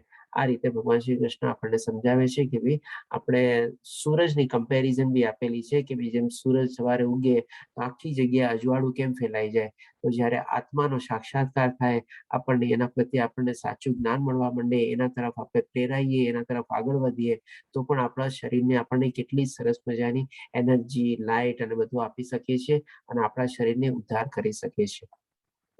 આ રીતે ભગવાન શ્રી કૃષ્ણ કહે છે સમગ્ર શરીરને ચેતના તથા પ્રકાશિત કરે છે. તો 35મો શ્લોક છે. જે મનુષ્ય જ્ઞાનના નેત્રોથી શરીર તથા શરીરના જ્ઞાતા વચ્ચેનો ભેદ જુએ છે અને ભૌતિક પ્રકૃતિના બંધનમાંથી મુક્ત થવાની પ્રક્રિયાને જાણે છે, તે પરમ ધ્યેયની પ્રાપ્તિ કરે છે. હવે સમરાઇઝ કરી દીધું ભગવાન શ્રી કૃષ્ણ આ છેલ્લા શ્લોકમાં. એ 35મો શ્લોક છે એ જ કે ભાઈ જે બધું મનુષ્ય આ બધું જ્ઞાનના નેત્રોથી, એટલે કે જ્ઞાનના એટલે કે શેનું જ્ઞાન, તો કે આત્મજ્ઞાન ને બધું જે જ્ઞાન એને મળ્યું એ પ્રમાણે શરીરના જ્ઞાતા અને વચ્ચેનો ભેદ જુએ છે. એટલે કે શરીર અલગ છે, ક્ષેત્રજ્ઞ અલગ છે, ક્ષેત્ર અલગ છે, ક્ષેત્રજ્ઞ અલગ છે, અને બે વચ્ચેનો ડિફરન્સ સમજે છે, અને ભૌતિક પ્રકૃતિના બંધનમાંથી મુક્ત થવાની પ્રક્રિયાને પણ ચાલે છે. શું એટલે કે ભાઈ આ ભૌતિક દુનિયામાંથી કેવી રીતે પર થાવ, કેવી રીતેનો એક્ઝિટ રસ્તો શું છે, એ પણ ભગવાન શ્રી કૃષ્ણ આપણને આમાં અધ્યાયમાં દેખાડ્યો. તે પરમ ધ્યેયની પ્રાપ્તિ કરે છે. હવે ડેફિનેટલી આપણને મોક્ષ માટેનો બી ભગવાન શ્રી કૃષ્ણ આપણને એક્ઝિટ ગેટ બી આમાં દેખાડી દીધો. તો અહીં આપણો 13મો અધ્યાય પૂરો થાય છે. ક્ષેત્રજ્ઞ વિભાગ્યો 10 મિનિટ ઉપર થઈ છે, તેમ છતાં અમારી સાથે રહેવા વિના બધાનો ધન્યવાદ. અને હવે કોઈ પ્રશ્ન હોય તો આપણે લઈ શકીએ છીએ. હરે કૃષ્ણ, જય શ્રી કૃષ્ણ. પ્રશ્ન કોઈને? હા પ્રભુજી, પ્રશ્ન એ છે હા, આપનો હેન્ડ રેઝ છે. હા, બોલો.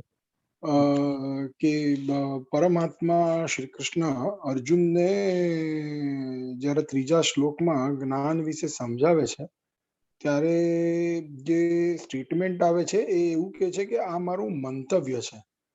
કે આ મારો અભિપ્રાય છે.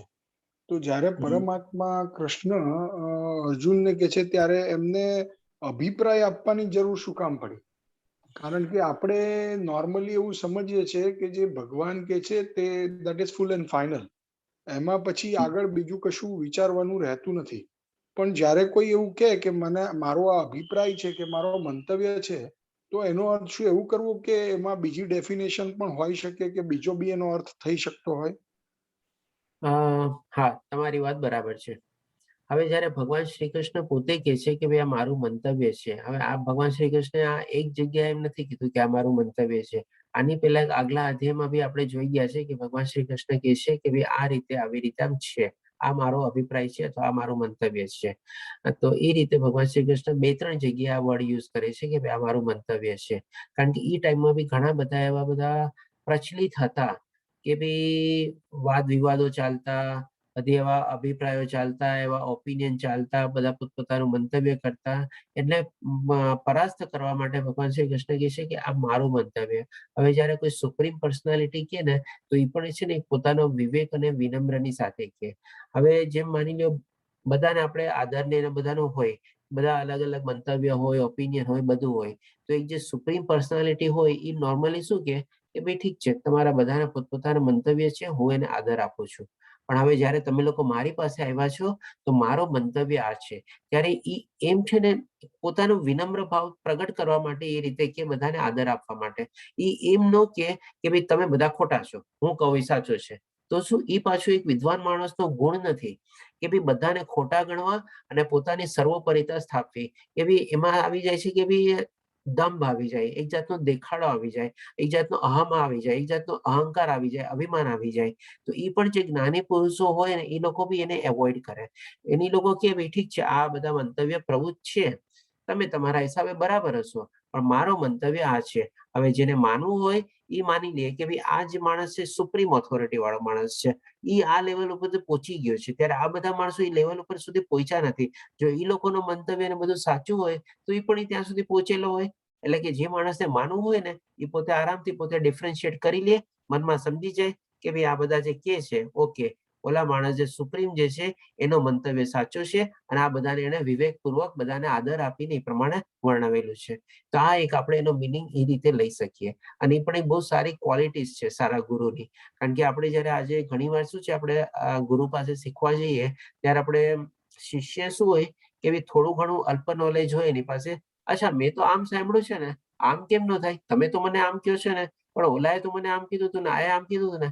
તો એ ગુરુ બી શું કરે, સાચો જે ગુરુ હોય એ બધા પોતાને એમનો કે ના એ ખોટો છે, આ ખોટો છે, તે ખોટું સાંભળ્યું, તે આમ ન સાંભળ્યું, તારી ભૂલ છે, ઓલાની ભૂલ છે, આમ ભૂલ છે, એમ નહીં. ઓકે, એનું શિષ્યનું બધું સાંભળી લે અને પછી પોતાનું મંતવ્ય આપે કે આવી રીતે હું કહું છું, હવે જેવી તારી મરજી. 18મા અધ્યાયમાં બી છેલ્લા ભગવાન શ્રી કૃષ્ણ એમ જ કહેશે, સરસ ગુરુની પણ એવી પહેચાન છે કે મને તને જેટલું જ્ઞાન આપવું હતું મેં તને બધું આપી દીધું, હવે તું તારું એનું વિશ્લેષણ કર અને જે રીતે તારે વર્તવું હોય એ રીતે વર્ત. તો આ રીતે આપણે મિનિંગ લઈ શકીએ. હરે કૃષ્ણ પ્રભુજી. બીજો એક પ્રશ્ન હતો 8મા અને 8માથી 12મા શ્લોકમાં. હવે આમાં પરમાત્મા શ્રી કૃષ્ણ ફરીવાર એવું કહે છે કે આત્મ સાક્ષાત્કારના મહત્વનો સ્વીકાર અને બ્રહ્મની તાત્વિક શોધ, આ બધાને હું જ્ઞાન તરીકે ઘોષિત કરું છું. મીન્સ ઇઝ ડિક્લેરિંગ કે આ જે વસ્તુ છે એને હું જ્ઞાન તરીકે ડિક્લેર કરું છું. જ્યારે જે આપણે 3જા શ્લોકમાં જોયું એમાં ખાલી અભિપ્રાય હતો અને અહીંયા એમણે ડિક્લેર કરી દીધું. આ સાથે તમે જ્યારે થોડી સમજણ અમને આપી એમાં એવું કહેવામાં આવ્યું કે અફેક્શન રાખો તો ચાલે પણ અટેચમેન્ટ ના થવું જોઈએ. હવે જે હું અનુભવું છું, મારો અનુભવ કહું છું કે જ્યાં અફેક્શન હોય છે ત્યાં અટેચમેન્ટ હોય છે અને એ સ્વાભાવિક છે, કારણ કે અફેક્શન ન હોય ત્યાં અટેચમેન્ટ હોતું પણ નથી. તો આને થોડું ઇલોબરેટ કરીને થોડું સમજાવવાની એક વિનંતી છે. જો પ્રભુજી, આમાં હું છે ને તમારી સાથે થોડોક તમારો મંતવ્ય હોઈ શકે, બરાબર હોઈ શકે કે ભાઈ જ્યાં અફેક્શન હોય ત્યાં એટેચમેન્ટ હોય, અથવા હું આને થોડુંક બીજી રીતે કહીશ કે ભાઈ જ્યાં અફેક્શન છે ત્યાં એટેચમેન્ટ હોવું જરૂરી નથી. હોય તો બરાબર છે જેમ તમે કીધું એ પ્રમાણે, પણ હું એમ કહીશ કે જ્યાં એફેક્શન છે ત્યાં એટેચમેન્ટ હોવું બી જરૂરી નથી, કારણ કે એ ચીજ તમારા વશમાં છે. કોઈ માણસને એફેક્શન કરવું, કોઈ માણસને પ્રેમ કરવું, કોઈ માણસ પ્રત્યે સારી લાગણી રાખવી બરોબર છે, એ તમારો ભાવ છે, બરાબર. પણ હવે એની સાથે એટેચમેન્ટ હોવું એ પણ તમારા કંટ્રોલમાં છે. માની લો એ માણસ તમારી સાથે બહુ સરસ રીતે અને બધી રીતે રહે છે અને તમે એની સાથે થોડા ઘણા એટેચ થઈ ગયા, બરોબર છે. એ બધું પોઝિટિવ છે, એટલા માટે આપણે રાખ્યું કે ભાઈ ચાલો થઈ ગયા. એફેક્શન ઓટોમેટિકલી બ્રોડ ફોરવર્ડ એટેચમેન્ટ તમારે. પણ હવે માની લો એ માણસ તમારી સાથે એ પ્રમાણે નથી રહેતો, જે પ્રમાણે થોડું ઘણું એને રહેવું જોઈએ, અથવા તમારી થોડી ઘણી એક્સપેક્ટેશન હોય, આઉટ ઓફ લવ આપણે કહીએ ને ઘણી વાર, આઉટ ઓફ લવ એન્ડ એફેક્શન મેં આ ધાર્યું હતું પણ એને આમ કર્યું. તો હવે ત્યાં છે ને આપણે થોડું ઘણું ડિટેચમેન્ટ કેળવવું જોઈએ. એટલે કે ભાઈ ચાલો, હોઈ શકે હું જ ખોટો હોઈશ, મેં મારી ઈચ્છા હતી કે ભાઈ એને આમ કરવું જોઈએ પણ એને એના પ્રમાણે કર્યું, તો ભાઈ ચાલો એ સાચું, એ બરાબર છે. હવે એ જ એક કટ ઓફ પોઈન્ટ આપણે ત્યાં કેળવી લેવો જોઈએ કે ભાઈ ચાલો, મને એના પ્રત્યે જે પ્રેમ અને લાગણી છે ને એ જ રહેવાની છે, પણ હવે મારે એના પ્રત્યે થોડુંક એટેચમેન્ટની જે હું જે ઈચ્છતો તો એ ઓછું કરવું જોઈએ. એટલે કે પ્રેમને તમારે ઓછું નથી કરવાનું, લાગણીને ઓછી નથી કરવાની, પણ જે એટેચમેન્ટ જે છે એને તમારે તમારા વશમાં કરવાનું છે, કંટ્રોલમાં કરવાનું છે, અને એને ત્યાં તમારે બ્રેક લગાવવાની છે. તો એટલે હું કહીશ કે ભાઈ એટેચમેન્ટની સાથે લવની સાથે એફેક્શનની સાથે એટેચમેન્ટ હોય છે, પણ એ જરૂરી નથી હોવું જ જોઈએ. એ રીતે. આભાર પ્રભુજી. હરે કૃષ્ણ પ્રભુજી. આપણે આઈ હોપ કે સેટિસ્ફેક્શન જવાબ આપ્યો મેં આપને, કારણ કે આ હરે બહુ કૃષ્ણ. થોડો સેન્સિટિવ પોઈન્ટ છે. હરે કૃષ્ણ પ્રભુજી. હરે કૃષ્ણ પ્રભુજી. અહીંયા બી હું મારું મંતવ્ય આપીશ શ્યોર. કે જે Definitely. અફેક્શન અને અટેચમેન્ટ જે કીધું, એ અફેક્શન છે એ ઇમોશન છે, ઇમોશનલ ઇન્ટેલિજન્સ છે. જ્યારે અટેચમેન્ટ